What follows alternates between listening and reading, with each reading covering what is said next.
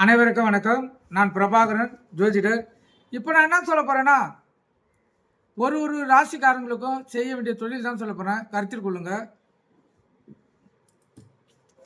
இப்போ முதல் ராசி மேச ராசி. மேச ராசிக்கு காரங்களுடைய தொழில் பார்த்தீங்கன்னா, யூனிஃபார்ம் துறை. கருத்தில் கொள்ளுங்க. யூனிஃபார்ம் துறைனா இராணுவம், காவல், தீயணைப்புத்துறை இதை குறிக்கும். அதே போல் நெருப்பு சம்பந்தப்பட்ட தொழில், உருக்குதல், காலவாசல், தொழிற்சாலை, கருவிகள், கட்டிடங்கள், பொருளியல் துறை, மருத்துவத்துறை, விவசாயம், அதிகார தொழில், ரியல் எஸ்டேட், விளையாட்டுத்துறை, வீரம், தீரம், பூமி, நிலம், கிரைனைட்டுகள் முதலியவற்றை குறிக்கும். இந்த மேச ராசிக்காரர்கள் இந்த தொழிலை செய்தாங்கன்னா வாழ்க்கையில் சிறப்பான வெற்றியை பெற முடியும். கருத்தில் கொள்ளுங்க. ரெண்டாவது ராசி ரிஷப ராசி. அவங்களுக்கு தொழில் பார்த்தீங்கன்னா வாகனம், சக்கரம் சார்ந்த தொழில், பால், கால்நடை, ஓட்டல், பால் சம்பந்தப்பட்ட தொழில்கள், கலை, சினிமா, கம்ப்யூட்டர், வாசன பொருட்கள், பிளாஸ்டிக் பொருட்கள், கண்ணாடி தொழில்கள், புகைப்பட தொழில், சர்க்கரை, இனிப்பு சம்பந்தப்பட்ட தொழில், ஃபேன்சி, அலங்காரம், பூ மாலை, பெண்கள் சம்பந்தப்பட்டவை, பெட்ரோல், விவசாயம், கோர்ட், ரயில்வே துறை, போதை தரும் பொருட்கள், சோடா, கலர், பனிக்கட்டி போன்ற நீர் பொருட்களை இந்த ரிஷப ராசிக்காரர்கள் தொழிலாக செய்தார்கள்னா வாழ்க்கையில் ஜொலிக்கலாம். கருத்தில் கொள்ளுங்க. மூணாவது ராசி மிதுன ராசி. மிதுன ராசிக்காரர்களுக்கு தொழில் பார்த்தீங்கன்னா வியாபாரம், விளம்பரம், கமிஷன் தொழில், ஏஜென்ட்டு, ஜோதிடம், கணிதம், பேங்க், தபால், செய்தித்துறை,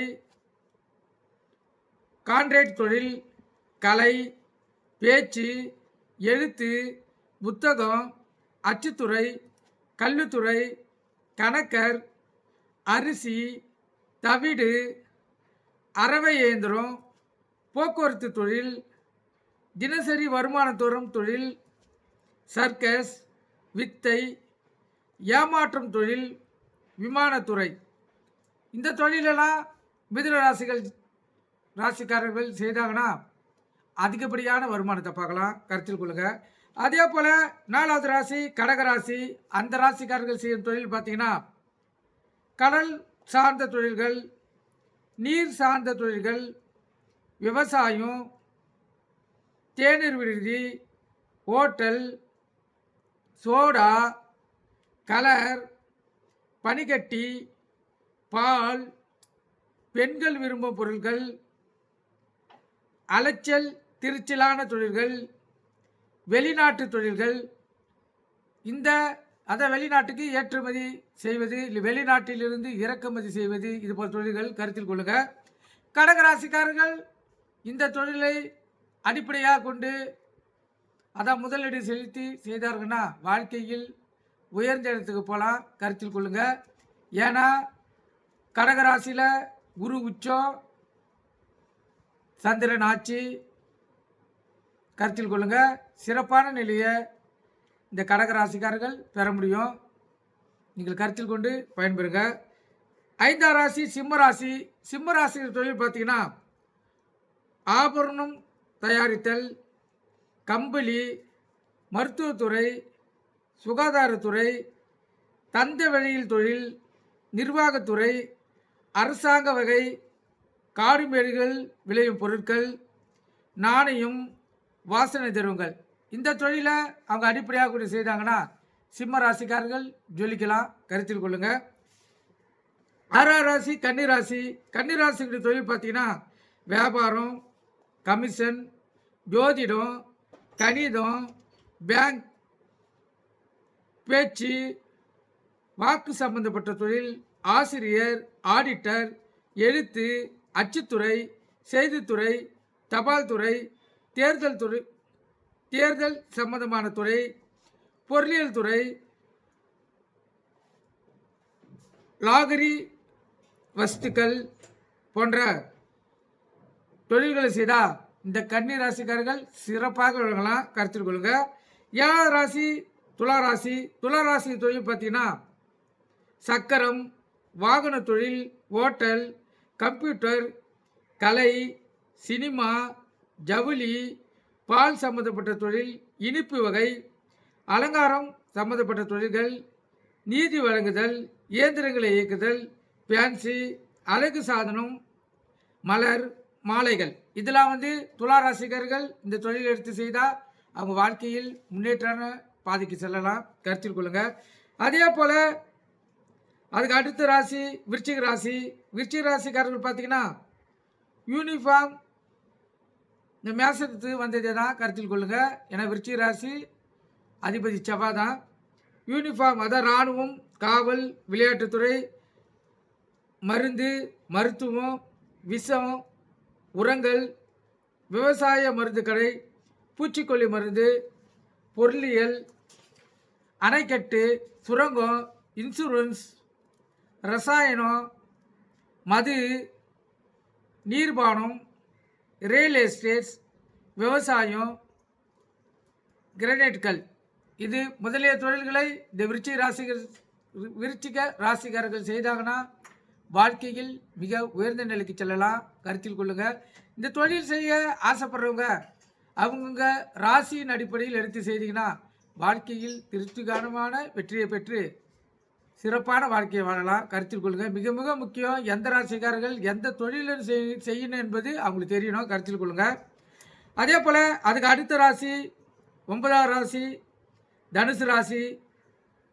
தனுசு ராசிக்குரிய தொழில் பார்த்தீங்கன்னா ஆசிரியர், ஆலோசகர், பிரசங்கம், கோயில் பூசாரி, அதாவது கோயில் பூசாரி, ஆன்மீகம், தர்மகத்தா, புரோகிதம், குழந்தைகளுக்கு பயன்படும் பொருட்கள், நீதிபதி, பராமரிப்பு, வேட்டையாடுதல், வெளிநாடு சம்பந்தப்பட்ட தொழில், விஞ்ஞானி, ஆராய்ச்சித்துறை, மஞ்சள் சம்பந்தமான தொழில், மதிப்புக்குரிய தொழில்கள், ஃபைனான்ஸ், யோகா வழி, தியானம், இதெல்லாம் தொழிலாளத்து பண்ணாங்கன்னா இந்த தனுசு ராசிக்காரர்கள் மிகவும் சிறப்பான பலனை பெற்று மகிழ்ச்சிகரமாக வாழலாம். கருத்தில் கொள்ளுங்க.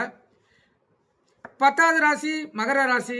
மகர ராசிக்குரிய தொழில் பார்த்தீங்கன்னா இரும்பு, இயந்திரம், ஆயில், பெயிண்டிங், அழுக்கு படிந்த தொழில்கள், வட்டிக்கடை, கறிக்கடை, 2ஆம் தர பொருட்கள், கருமார் தொழில், சிறைச்சாலை, அறுக்கும் தொழில், தோல் வகை தொழில்கள், சுத்தம் செய்யும் தொழில்கள், சாக்கடை, கால்வாய், பைப்லைன், வதைக்கும் தொழில், எரிபொருள் சம்பந்தப்பட்டது, சுடுகாடு தொழில், கண்காணிப்பு துறை, நீர் சம்பந்தப்பட்ட தொழில், இந்த தொழிலை மகர ராசிக்காரர்கள் தேர்ந்தெடுத்து அதை படிச்சிருந்தாலும் சரி படிக்கலாலும் சரி இந்த இந்த வகையான தொழில் செய்தாங்கன்னா அவங்க வாழ்க்கையில் மிக சிறப்பான பலன் அடைய முடியும். கருத்தில் கொள்ளுங்க. அதே போல் 11வது ராசி கும்பராசி. கும்பராசிக்குரிய தொழில் பார்த்தீங்கன்னா சுரங்கம், மறைமுக தொழில், துப்புரவு துறை, விஞ்ஞானம், நாகரிகமான தொழில், பம்ப், அழுத்த வேலைகள், கூட்டுறவு, மின்சாரத்துறை, பாத்திரம், மரியாதைக்குரிய தொழில்கள் அனைத்தும் எது தெரிஞ்சாலும் செய்யலாம். கருத்தில் கொள்ளுங்க. கும்பராசிக்காரர்கள் இதன் அடிப்படையில் அவங்க தொழிலை தேர்ந்தெடுத்து செய்தாங்கன்னா வாழ்க்கையில் முன்னேற்றம் அடையலாம். கருத்தில் கொள்ளுங்க. அதே போல் மீன ராசிக்குரிய தொழில் ஆசிரியர், பிரசங்கம், வக்கீல், கல்வித்துறை, புரோகிதம், கோயில், ஆன்மீகம், நீர் சம்பந்தப்பட்ட தொழில், படகு, கப்பல் தொழில், கடல் சார்ந்த தொழில்கள், வெளிநாடு சம்பந்தப்பட்ட தொழில்கள், நேர்மையான தொழில்கள், இதெல்லாம் செய்தால் இந்த மீனராசிக்காரர்கள் ஜொலிக்கலாம். கருத்தில் கொள்ளுங்க. இப்போ இதுவரை மேசம் முதல் மீன வரையிலான ராசிக்குரிய இதெல்லாம் பொது தொழில்கள். சுருக்கமாக இந்த கருத்தை கூறியிருக்கேன், கருத்தில் கொள்ளுங்க. நவகிரகங்களுடைய தொழிலும் தனியாக இருக்குது. அது வேற, இது வேற. இது ராசியின் அடிப்படையில் இந்த தொழிலை செய்தாங்கன்னா இந்த ராசிக்காரர்கள் வாழ்க்கையில் சிறந்த எதிர்காலத்தை பெற முடியும். இப்போ ராசியிலேயே மிக உயர்ந்த ராசி கடகராசி. ஏன்னா அங்கே தான் சந்திரன் ஆட்சி பெறுகிறார். ஆளுங்கிரகமான குரு உச்சம் பெறுகிறார்.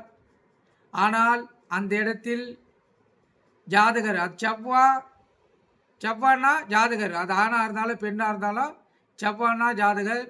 அந்த இடத்துல செவ்வாய் நீச்சமாகிறார். இப்போ சந்திரனா அம்மா, குருனா அப்பா. நம்ம ஆசிரியர்னே கேள்விப்பட்டிருக்கோம். குருனா அப்பா, கருத்தில் கொள்ளுங்க.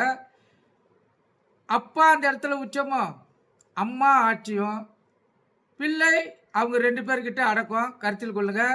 பிள்ளை செவ்வாய் நீச்சம்.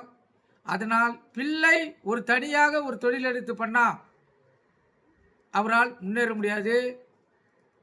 அம்மா கிட்ட பிள்ளை சொல்லி, அம்மா அப்பா கிட்ட சொல்லி, அப்பா ஒரு தொழில் ஆரம்பித்து கொடுத்தா அந்த கடகராசிக்காரர்கள் உயர்ந்த நிலைக்கு சென்று விடுவார்கள். கருத்தில் கொள்ளுங்க. ஆனால் அந்த நிறுவனத்துடைய பேர் அவங்க அப்பா இல்லை அவங்க அம்மா அவங்க பேரில் தான் இருக்கணும்.